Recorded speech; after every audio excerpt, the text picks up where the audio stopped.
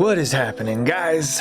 TJ back with another ISM tutorial. Today we are gonna go over 808 kicks, getting that bass to sound nice, fat, and juicy, and also punchy at the same time. I know that it can definitely be tough.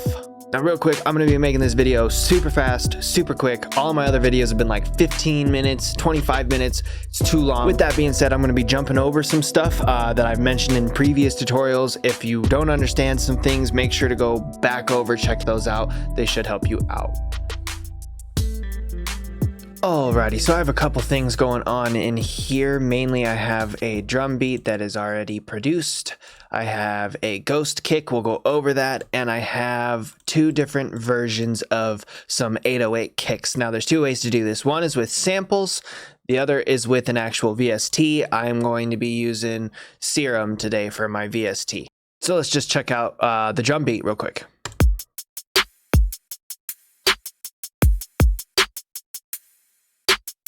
Nothing too wild, just a kick, a snare, two hi-hat sounds.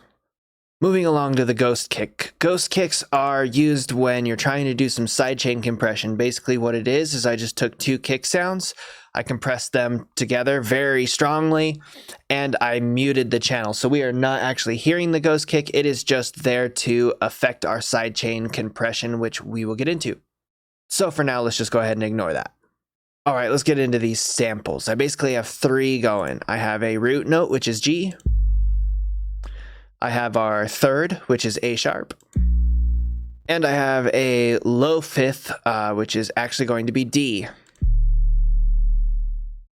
As you may have noticed, these samples are not tuned correctly initially. So this sample was in E. I brought it down 2 half steps to D. And I went ahead in here and programmed, it looks like 2 root note hits, a third, and then I ended with the fifth. We get something that sounds like this.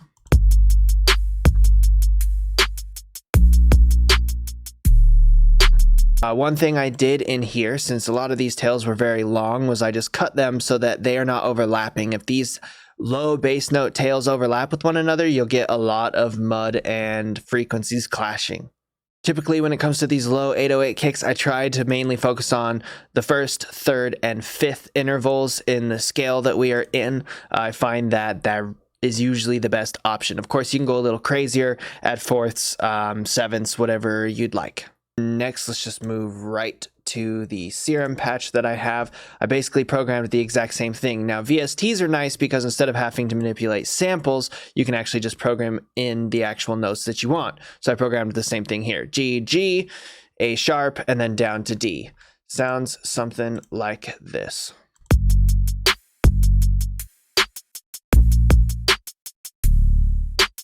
One thing people ask a lot is how to get the 808 kicks to sound a little bit more gritty, distorted. You can do that with saturation or distortion or a bunch of other things. I've just pulled up this hard curve, turned down the output so it's not too loud, and we get a little bit more juice out of it.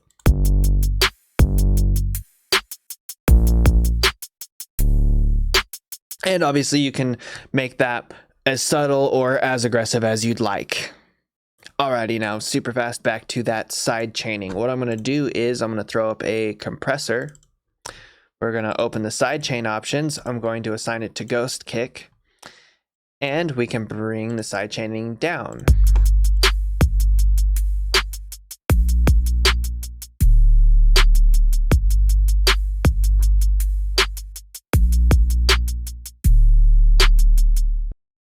And as you can hear, basically what it's doing is that every time this ghost kick hits, aka our kick drum, it actually bumps this bass out of the way. It's giving our kick a little bit of a gap to poke through, essentially. Also, one quick tip that I like to do normally is I like to line the 808 up with the kick, and I also like to not line it up with the kick. So sometimes I'll have the kick hitting, or I'll have just the 808 hitting. So right here, it's just the 808. Right here, we have a double kick hit, but the second time the 808 doesn't happen, so just check that out.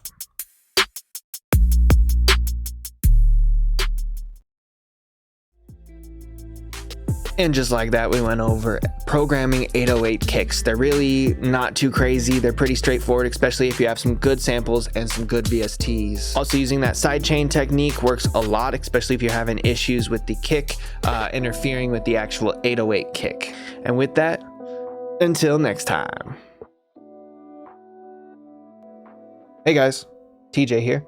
Thank you so much for tuning into this tutorial. I hope that it helped you out. I hope you found something useful. And I also hope that maybe you had a good time while you were at it.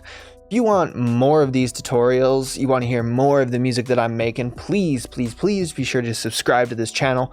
Helps me out a ton. Help me help you, so to say. I'm also looking for requests. If there's any tips, tricks, anything like that you want to see, please drop a comment, send me a message, do that sort of a thing. Now, if you want to stay in touch with what I am doing on a daily, head over to my Instagram. You can find me under TJ Site, and I post just about everything there, man. I mean, music, what I'm doing with this channel, what I'm doing with my video game Twitch channel, what I'm doing with Evasite stuff, which, speaking of Evasite stuff, that is my solo hip-hop project. If you want to hear some of that music, what I'm doing with that sort of thing, you can find all that music on this channel as well. So again, thank you so much for tuning in. I hope this helped you out, and until next time.